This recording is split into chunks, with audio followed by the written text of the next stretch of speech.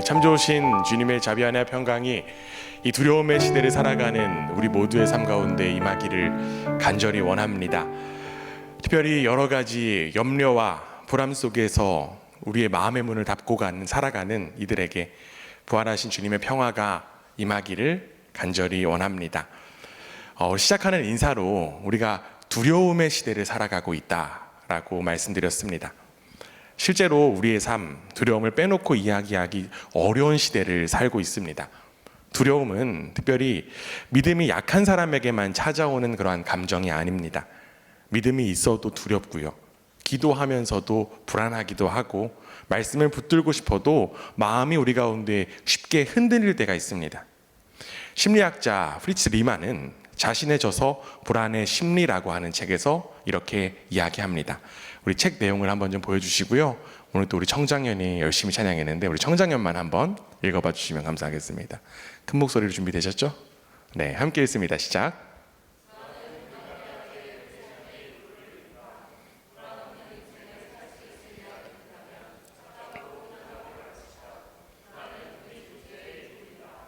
네, 감사합니다.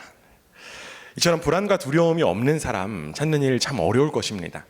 그렇다면 여러분, 성경은 이 두려움에 대해서 어떻게 이야기할까요? 디모데후서 1장 7절에 이렇게 되어 있습니다. 하나님이 우리에게 주신 것은 두려워하는 마음이 아니요 오직 능력과 사랑과 절제하는 마음이니. 사도 바울은 지금 디모데에게 권면하기를 하나님께서 두려워하는 마음을 주시지 않았다라고 이야기합니다. 실제로 우리는 이 세상을 살아가는 연약한 인간인지라 두려워하는 마음을 갖기 마련이지만 하나님께서 그 두려워하는 마음을 주시지 않았다라고 하는 거예요. 결국 두려움은 하나님의 자녀인 우리와는 어울리지 않는 마음입니다. 그렇다면 여러분, 우리는 이러한 질문이 생길 수밖에 없습니다. 우리가 뗄래야 뗄 수 없는 이 두려움, 우리는 도대체 어떻게 해야 될까요?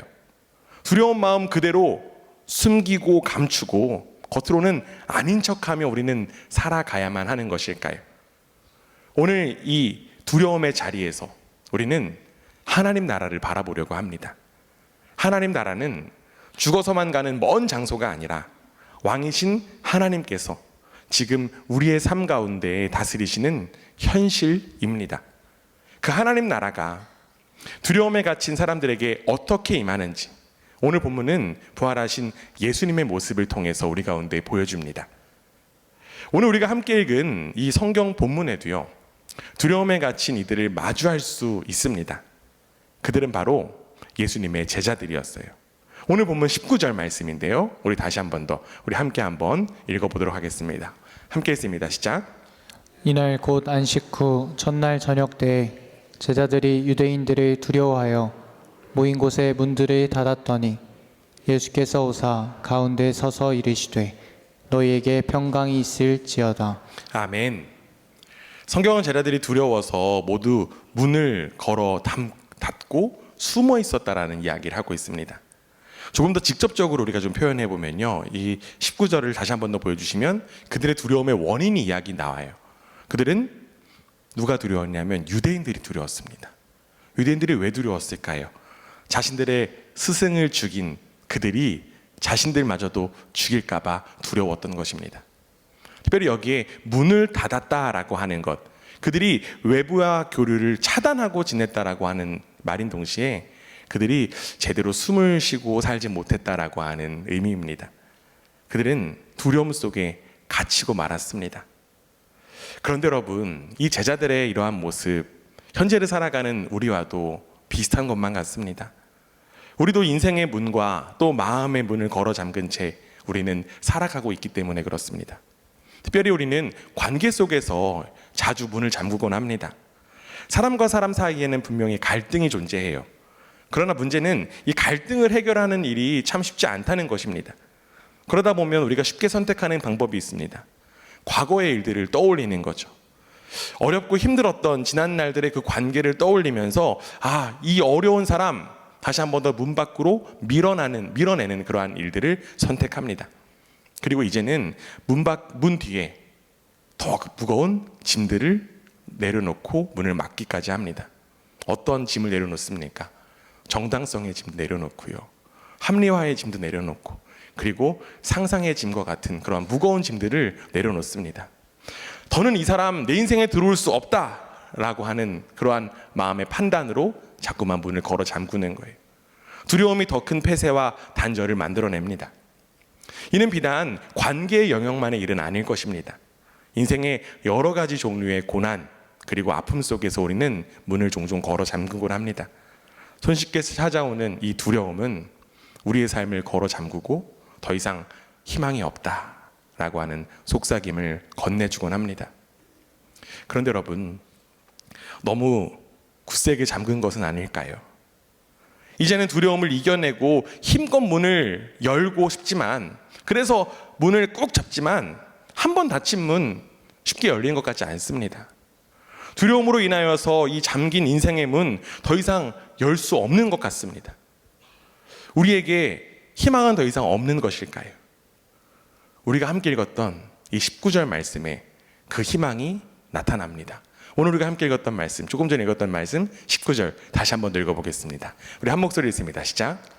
이날 곧 안식 후 첫날 저녁 때에 제자들이 유대인들을 두려워하여 모인 곳에 문들을 닫았더니 예수께서 오사 가운데 서서 이르시되 평강이 있을지어다. 아멘.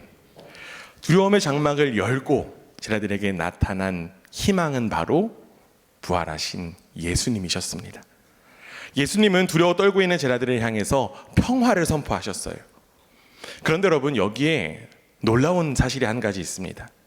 이 부활하신 예수님께서 나타나신 그 장면입니다. 굳게 잠긴 문, 여러분, 여는 가장 쉬운 방법 무엇일까요? 교회에서 종종 잠긴 문을 열어야 할 때가 있습니다. 그럴 때마다 어떻게 할까요? 그렇죠. 관리 권사님을 부릅니다. 이상구 권사님, 문 좀 열어주세요. 마스터키를 가지고 있는 권사님을 향해서 애타게 찾습니다.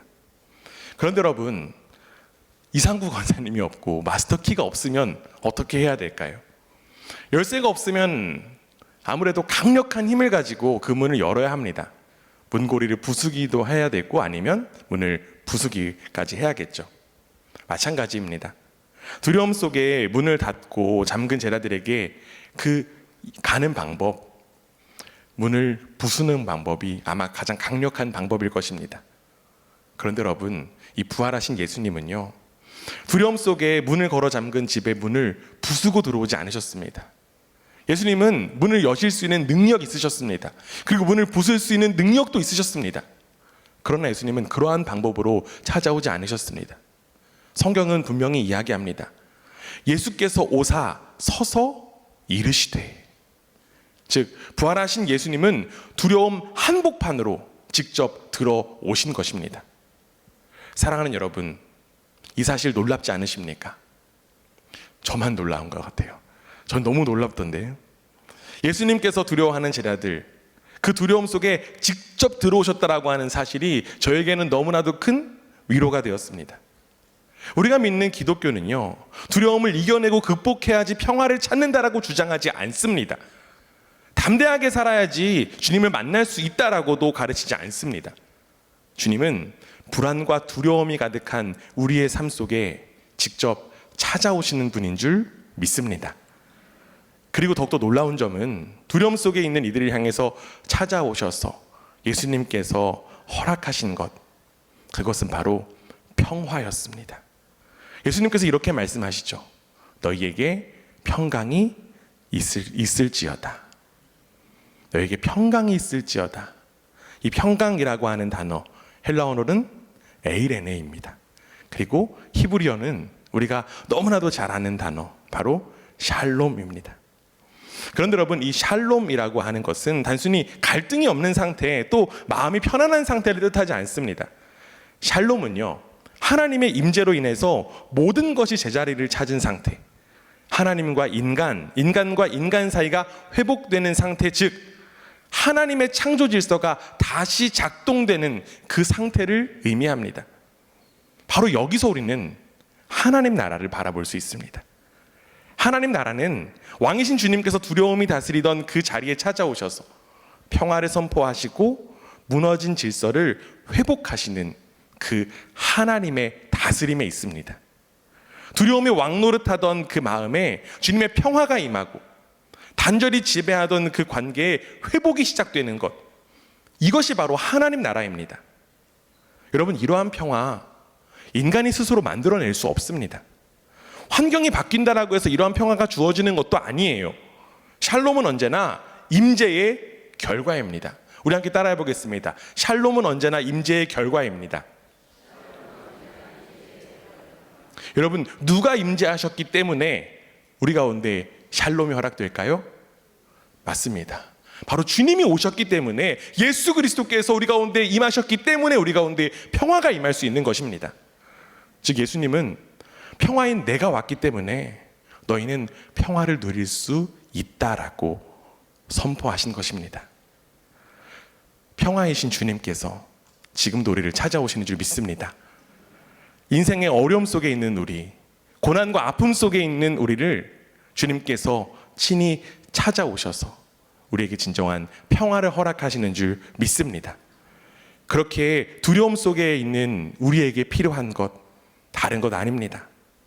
어떠한 제도, 어떠한 방법, 어떠한 강력한 힘이 필요한 것도 아닙니다. 우리에게 필요한 것은 오직 주님 한 분밖에 없는 줄 믿습니다. 어떻게 보면 연약하고 부족한 우리의 모습, 예수님께서 오시기에 부적합한 모습이라고 여겨질 수도 있습니다. 때로는 내 상태가 예수님과 어울리지 않는다라고도 여길 수 있습니다. 그러나 여러분, 꼭 기억하시기를 부탁드립니다. 예수님께서 못 오실 곳은 없고요, 예수님께서 못 가실 곳도 없습니다. 이 땅 가운데 오신 예수님께서 우리 인간의 고통과 아픔과 상처를 직접 겪으셨기 때문에 예수님은 두려움 속으로 들어오실 수 있었던 것입니다. 더 나아가 예수님은 단순히 두려움 속으로만 들어오신 것이 아닙니다. 예수님께서는 이렇게 또 말씀하십니다. 이어지는 20절 말씀 우리 함께 있습니다. 시작. 이 말씀을 하시고 손과 옆구리를 보이시니 제자들이 주를 보고 기뻐하더라. 아멘. 예수님은 제자들을 향하여서 자신이 받은 그 상처를 꺼내 보여주셨습니다.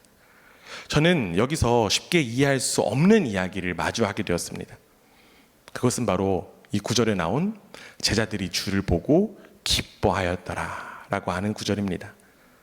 예수님께서 보여주신 것, 기적이 아니었습니다. 눈부신 영광이나 부활의 권능이 아니라 십자가에서 받으신 그 상처, 못에 난 자국, 그 창에 찔린 옆구리였습니다. 그런데 여러분, 제자들은요, 그 모습을 보고 오히려 기뻐했습니다. 그들은 왜 기뻐했을까요? 여러 가지 이유와 근거로 제자들의 그 기쁨을 우리가 이해할 수 있겠지만, 그 기쁨의 가장 깊은 뿌리를 두려움이라고 하는 단어를 통해서 저는 조금이나마 이해하게 되었습니다. 왜냐하면 예수님께서 두 손과 옆구리를 제자들에게 보여주셨다라고 하는 이 구절이 두려움 속에 있는 저에게 깊이 다가왔기 때문입니다. 나도 고통이 있었어. 나도 아픔이 있었어. 나도 두려움이 있었고 심지어는 죽음도 있었어. 그런데 나는 지금 너희와 함께 있단다. 사랑하는 성도 여러분, 이보다 더 큰 위로가 있을까요? 예수님은 단지 상처 입은 손으로 두려워하지 말라라고 말씀하지 않으셨습니다. 그분은 자신의 상처를 그대로 보여주시면서 내가 너의 고통을 다 안다. 내가 너의 두려움을 다 안다. 그리고 나는 지금 너와 함께 있다 라고 말씀하십니다. 상처를 지우고 없앤다라고 해서 평화가 오는 것은 아닙니다. 오히려 주님은 그 상처 한가운데로, 오히려 그 상처로 임하십니다. 이제 제자들은 예수님의 상처를 보았습니다. 그리고 그 상처 속에서 회복의 약속을 보았고, 죽음을 이기시고 나와 함께 하시는 그 사랑도 보았으며, 그 속에서 내 안의 두려움을 녹이는 주님의 숨결, 그 평화의 숨결, 즉 하나님 나라의 숨결을 느낄 수 있었습니다. 그래서 그들은 기뻐했던 거예요. 그렇게 여러분, 우리도 이 두려움 부끄러워하지 않아도 됩니다. 그 두려움 속으로 친히 찾아오시는 주님께서 우리와 함께 하시기 때문입니다. 그 주님과 함께, 그리고 그 주님으로 인하여 상처 속에서도 기뻐하고 두려움 가운데에서도 평화를 누리는 저와 여러분 되기를 주님의 이름으로 간절히 원합니다. 사랑으로 인하여서 상처를 내보이시면서까지 함께 하시며 제자들에게 평화를 허락하신 주님은 이제 그들을 위로하는 것으로 멈추지 않으셨습니다. 예수님은 이제 그들에게 사명까지 허락하십니다. 우리 이어지는 21절 말씀인데요, 우리 함께 한번 읽어봅니다. 함께 읽습니다. 시작. 예수께서 또 이르시되 너희에게 평강이 있을지어다. 아버지께서 나를 보내신 것 같이 나도 너희를 보내노라. 아멘. 예수님은 제자들에게 다시금 평화의 인사를 건네시곤 그들을 세상 속으로 파송하십니다. 우리가 지금 요한복음에 대한 말씀을 보고 있는데요, 우리가 지난 사순절 기간 동안 요한복음의 말씀을 보았지만 요한복음 말씀의 가장 큰 주제 가운데 하나는 하나님에 의해서 보내심을 받은 아들 예수님이라고 하는 주제였습니다. 예수님도 이렇게 말씀하셨죠. 요한복음 5장 30절에 이렇게 되어 있습니다. 내가 아무것도 스스로 할 수 없노라. 듣는 대로 심판하노니 나는 나의 뜻대로 하려 하지 않고 나를 보내신 이의 뜻대로 하려 함으로 내 심판은 의로우니라. 예수님은 자신이 하나님의 뜻을 행하고 하나님의 말씀을 전하며 하나님의 일을 이루기 위해서 이 땅 가운데에 오셨음을 말씀하셨습니다. 우리는 태초에 천지가 창조할 때부터 성부 하나님과 함께 계시며 한 분이신 이 성자 예수님께서 이러한 놀라운 일을 감당하실 수 있는 분이라고 하는 사실을 이미 익히 잘 알고 있습니다. 여기까지 참 좋죠. 예수님께서 그러한 능력, 그러한 일들을 하실 수 있는 분이야. 예수님은 하나님의 뜻대로 감당하실 수 있는 분이야. 그런데 여러분, 이제 문제가 발생합니다. 하나님께서 맡기신 그 예수님의 일을 이제 예수님께서는 누구에게 맡기신다는 것입니까? 제자들에게 맡기신다라고 하는 것입니다. 여기서 우리는 매우 당혹스러울 수밖에 없습니다. 여러분, 우리가 앞서 이야기했듯이 제자들 어떤 사람들입니까? 그들은 예수님께서 잡혀가셨을 때 도망가거나 예수님을 부인했던 사람들이었습니다. 그들은 두려움 속에서 문을 걸어 잠그고 숨어있던 사람들이었습니다. 두려움이 가득했던 사람들이었고요, 심지어 이들은 비겁했던 자들이었습니다. 그런데 이러한 이들에게 아무리 부활하신 예수님께서 찾아오셔서 회복을 시켜주신 것뿐만 아니라 이제는 주님의 그 위대한 일, 놀라운 일까지 맡기신다라고 하는 사실, 우리는 사실 쉽게 이해할 수 없습니다. 조금 더 생각해 볼까요? 오늘 이 시간 우리가 함께 모였는데요, 특별히 저녁 시간까지 모이신 분들, 일명 신앙의 짬밥이 좀 있으신 분들이라고 저는 감히 생각합니다. 즉 예수님께서 제자들에게 하신 말씀, 그 말씀이 저 멀리 있는 누군가에게 하신 말씀이 아니라 바로 저와 여러분에게 하신 말씀이라고 하는 사실을 우리는 어느 정도 짐작할 수 있습니다.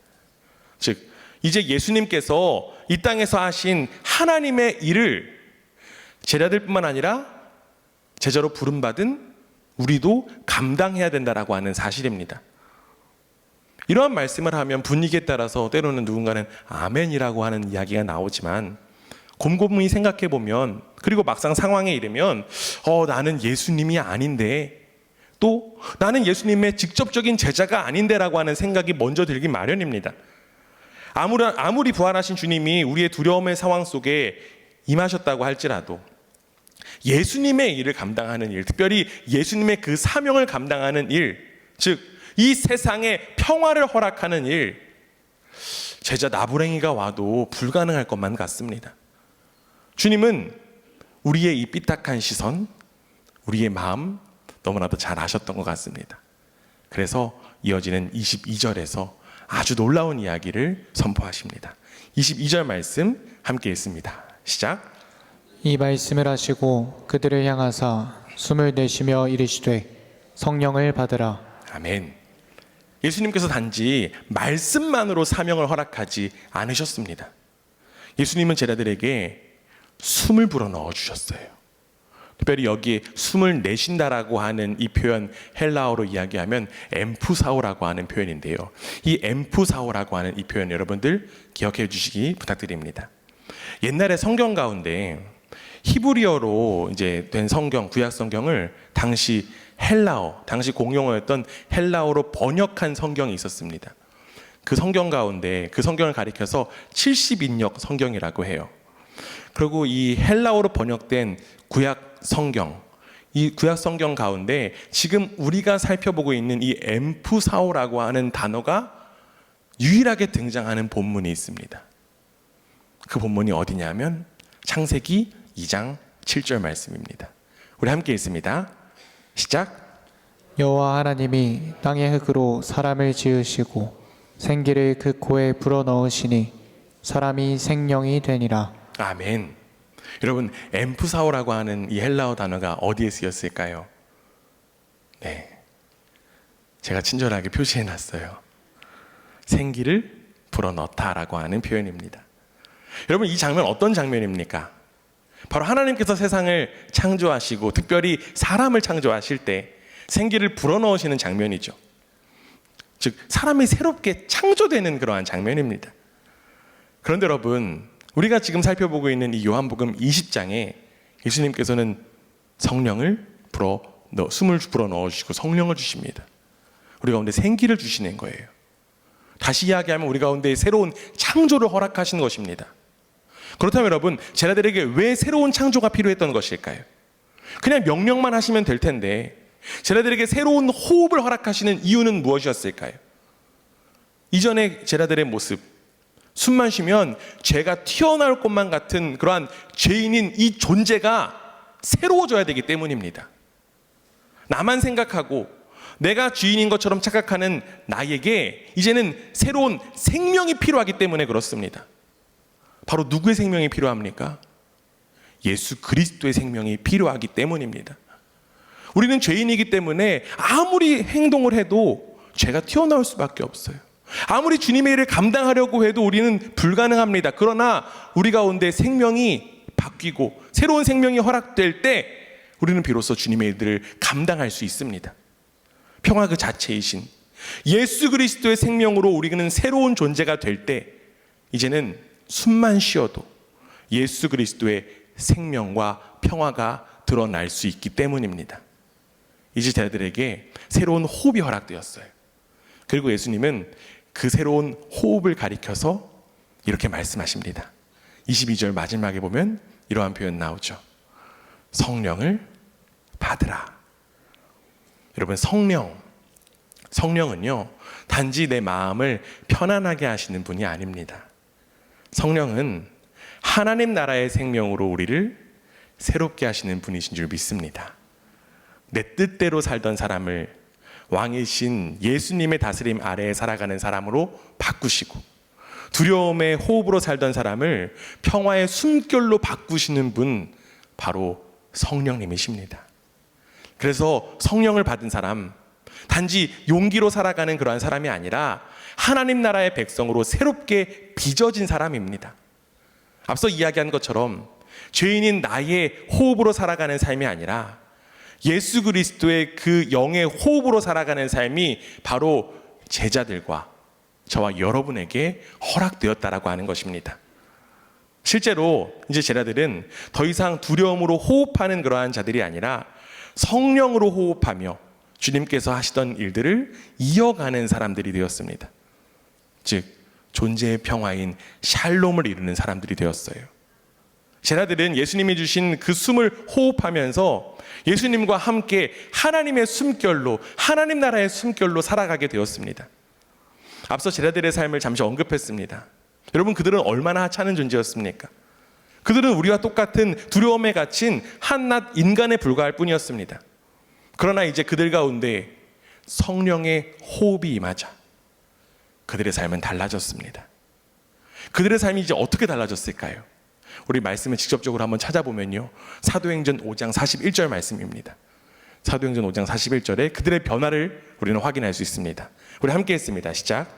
사도들은 그 이름을 위하여 능력받는 일에 합당한 자로 여기심을 기뻐하면서 공회 앞을 떠나니라. 아멘. 사도행전에 기록된 이 제자들의 모습 가운데 두려움이란 찾아보기가 참 어렵습니다. 그들이 이렇게 변화되어서 세상 속에서 하나님의 일을 감당할 수 있었던 비결이 무엇입니까? 그들이 의지가 있었기 때문입니까? 그들이 결단이 있었기 때문입니까? 아닙니다. 그들에게는 그리스도의 숨결, 즉 성령이 임했기 때문입니다. 사랑하는 교회 여러분, 우리에게도 그 숨결 필요하지 않겠습니까? 이 두려움이 만연한 이 시대 속에 평화의 신 예수 그리스도의 생명이 성령으로 우리 가운데 이미 허락된 줄 믿습니다. 그렇게 예수님께서 새로운 호흡으로 허락하신 이 숨결로 이제 우리는 세상의 평화를 위해, 하나님 나라를 위해 살아가야 합니다. 평화를 위해 살아가는 것을 두고 어떠한 노력을 하자라고 권면하고 싶지 않습니다. 평화를 위해 살아가는 것, 바로 우리 한 사람 한 사람이 각자의 자리에서 예수님의 호흡으로 살아가는 것을 의미하기 때문입니다. 내 호흡으로 살아가는 것이 아니라 바로 예수 그리스도의 호흡을 내쉬는 것, 그것이 바로 우리가 주님의 샬롬을 누리고 드러내는 길인 줄 믿습니다. 그렇다면 여러분, 마지막으로 그리스도의 호흡으로 산다는 것은 도대체 무엇일까요? 그 대답, 오늘 본문 속에 예수님의 말씀에서 듣기 원합니다. 오늘 우리가 함께 읽은 말씀 23절 말씀입니다. 우리 함께 읽습니다. 시작. 너희가 누구의 죄든지 사하면 사하여질 것이요 누구의 죄든지 그대로 두면 그대로 있으리라 하시니라. 아멘. 여러분, 놀라운 일이 일어났습니다. 예수님께서 제자들에게 죄를 사할 권세와 그대로 두는 권세를 주신 것입니다. 이러한 놀라운 권세가 새로운 숨결을 받은 제자들에게, 그리고 우리에게 허락되었다라고 하는 이야기를 듣고, 나에게는 이 허락된 이 권세 나는 남용하며 살겠다라고 생각하는 분은 아마 없을 것입니다. 이는 단순히 나에게 죄사함의 권세가 허락되었다라고 하는 의미라기보다는 용서에 대한 강조로 보아야 마땅합니다. 왜 그럴까요? 이제 앞으로 제자들의 삶에는 예수 그리스도의 숨결로 인하여서 핍박과 고난이 더욱더 많을 것이기 때문입니다. 결국 이 세상에서 하나님 나라의 백성으로 살아가는 방법은 바로 예수 그리스도께서 걸어가신 그 용서의 길을 걸어가는 것입니다. 이 세상의 나라는 힘으로 자신을 지키고 상처를 갚음으로 질서를 세우려고 합니다. 그러나 하나님 나라는 다르죠. 하나님 나라는 십자가에서 원수를 용서하신 방식으로, 그 왕의 방식으로 세상에 드러났습니다. 그래서 용서는 약한 사람의 체념이 아니라 부활하신 주님의 다스림 아래에 살아가는 하나님 나라 백성의 방식이 됩니다. 그리고 여러분, 그 숨결로 살아간 대표적인 사람이 있습니다. 그 사람이 누구냐면 우리가 잘 알고 있는 스데반 집사입니다. 스데반은 초대교회에 처음으로 세워진 7 집사 중에 한 사람이었죠. 그리고 그는 성령과 지혜가 충만한 사람이었습니다. 그는 복음을 전하다가 사람들이 던지는 돌에 맞아서 순교를 당하게 되죠. 그런데 그 마지막 순간 그는 어떤 기도를 드릴까요? 사도행전 7장 60절에 이렇게 되어 있습니다. 우리 함께 읽습니다. 사도행전 7장 60절 함께 읽습니다. 시작. 무릎을 꿇고 크게 불러 이르되 주여 이 죄를 그들에게 돌리지 마옵소서. 이 말을 하고 자니라. 아멘. 이 장면은 요한복음 20장에서 예수님께서 말씀하신 그 말씀이 실제로 한 사람의 삶에서 어떻게 구현되는지를 보여주는 강력한 예입니다.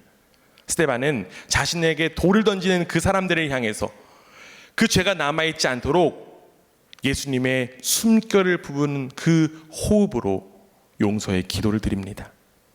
그는 고통의 숨결을, 분노의 숨결을, 절망의 숨결을 생각하지 않았습니다. 오히려 그리스도의 숨결을 내쉬며 용서의 길을 택했습니다. 우리 사랑하는 성도 여러분, 이것이 바로 그리스도의 숨결로 살아가는 삶의 모습입니다. 그리스도의 숨결은 바로 평화의 숨결이고요, 용서의 숨결이고, 이것이 바로 하나님 나라의 숨결입니다. 그리고 그 숨결은 이제 우리 안에서, 우리를 통해 이 세상 가운데 전해져야 함을 믿습니다. 이제 우리가 해야 될 일은 아주 단순합니다. 나에게 허락된 그 숨결을 믿고, 그 숨결을 우리는 들이마시고, 그 숨결을 내쉬는 것밖에 없습니다. 안타깝게도 우리가 살아가는 이 세상, 용서를 찾기가 참 어렵습니다. 용서하기 힘든 존재, 용서하기 힘든 관계만 많기 때문에 그렇죠. 이제는 아무리 용서를 구한다라고 해도 굳이 용서하고 싶은 마음이 들지 않습니다. 그리고 진짜 문제는 내 자신도 용서하기 어려운, 용서하지 못하는 그러한 모습이 우리 가운데 있습니다. 그러나 여러분, 이제 우리는 다릅니다. 바로 평화이신 예수님의 숨결이 성령으로 우리를 가득 채웠기 때문입니다. 용서할 수 없는 존재인 나를 위해서 용서의 길을 걸어가신 예수 그리스도의 그 호흡이 저와 여러분을 채웠기 때문에 우리는 감히 용서의 호흡을 내쉴 수 있습니다. 그렇게 이제 우리는 두렵지 않습니다. 그리고 사랑의 사도인 요한은 이러한 고백을 합니다. 요한일서 4장 18절 말씀인데요. 우리 한 목소리를 함께 읽습니다. 시작. 사랑 안에 두려움이 없고 온전한 사랑이 두려움을 내쫓나니 두려움에는 형벌이 있음이라. 두려워하는 자는 사랑 안에서 온전히 이루지 못하였느니라. 아멘. 여기 지금 사랑이 나오고 온전한 사랑이 나옵니다. 이 사랑은 어떠한 감정이 아니라 온전한 사랑은 바로 예수 그리스도밖에 없습니다. 우리가 예수 그리스도 안에 있을 때 두려움이 없어지는 줄 믿습니다. 예수 그리스도 안에, 예수 그리스도께서 우리 가운데 계시기에 우리 가운데는 진정한 평화가 임하는 줄 믿습니다. 사랑하는 성도 여러분, 하나님 나라는 두려움이 사라진 완벽한 사람들의 나라가 아닙니다. 하나님 나라는 부활하신 예수님께서 두려움 속에 갇힌 사람들을 찾아오셔서 평화를 주시고 성령의 숨결로 새롭게 하시며 용서와 화해의 길로 보내시는 나라가 바로 하나님 나라입니다. 여러분, 지난 목요일은 무슨 날이었을까요? 기억을 한번 떠올려 보시기 바랍니다. 그렇죠, 월드컵 축구 했었죠. 네, 물론 그것도 중요하죠. 그런데 지난 목요일은 바로 6월 25일이었습니다. 한국 전쟁이 일어난 지 어느덧 76년이 되었습니다. 76년이 지났지만 어제 일처럼 선명한 그 슬픔과 고통과 아픔이 전쟁을 직접 겪은 이들의 삶과 마음에 깊이 여전히 남아 있습니다. 수많은 노력을 했기 때문에 이 한반도 땅에 더 이상 평화는 없을 것처럼 느껴지기도 합니다. 그러나 여러분, 우리는 이 지점에서 여전히 그리고 계속적으로 평화를 소망합니다. 왜 그럴 수 있을까요? 평화이신 예수님이 이미 이 땅 가운데 임하셨고 이제는 평화의 숨결을 우리 한 사람 한 사람 가운데 허락하셨기 때문입니다. 바로 저와 여러분이 이 예수 그리스도의 숨결로 살아갈 때, 그리고 용서의 길을 걸어갈 때 진정한 샬롬이 우리 모두 가운데, 그리고 이 한반도 땅 가운데, 이 전 세계 가운데 임하게 될 줄 믿습니다. 상처 속에서도, 고통 속에서도, 두려움 한가운데에서도 우리 안에 계신 그 예수 그리스도의 숨결을 따라 용서하며 평화를 짓는 숨결로 살아가는 저와 여러분 되시기를, 그리고 그 삶 가운데 참된 기쁨과 소망이 넘치기를 주님의 이름으로 축원합니다. 옆에 사람 바라보면서 이렇게 인사하겠습니다. 당신은 하나님 나라의 숨결입니다.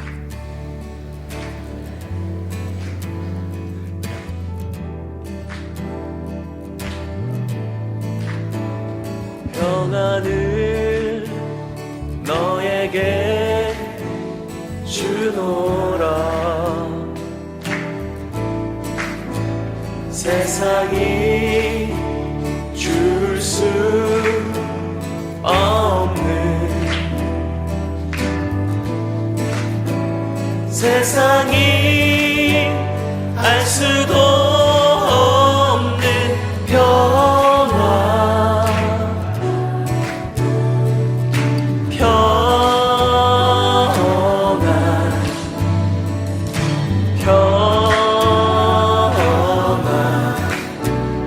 평안을 내게 주노라.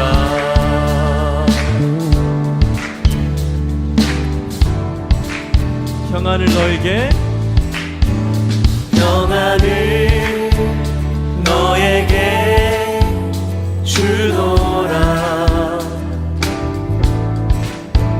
세상이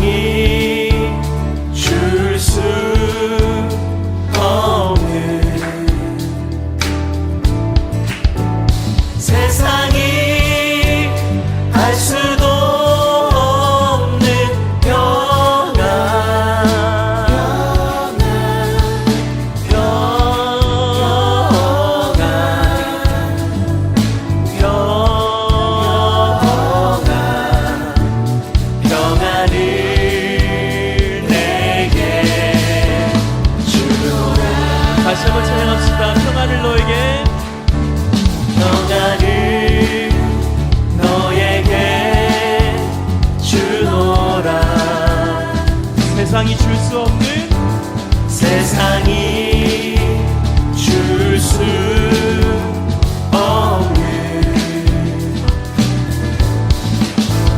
세상이 할 수도 없는 평안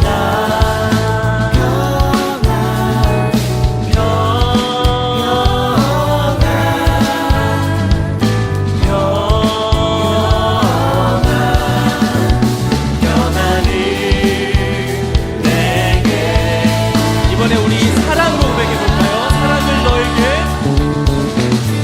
사랑을 너에게 주노라 세상이 줄 수 없는 세상이 알 수도 없는 사랑 세상이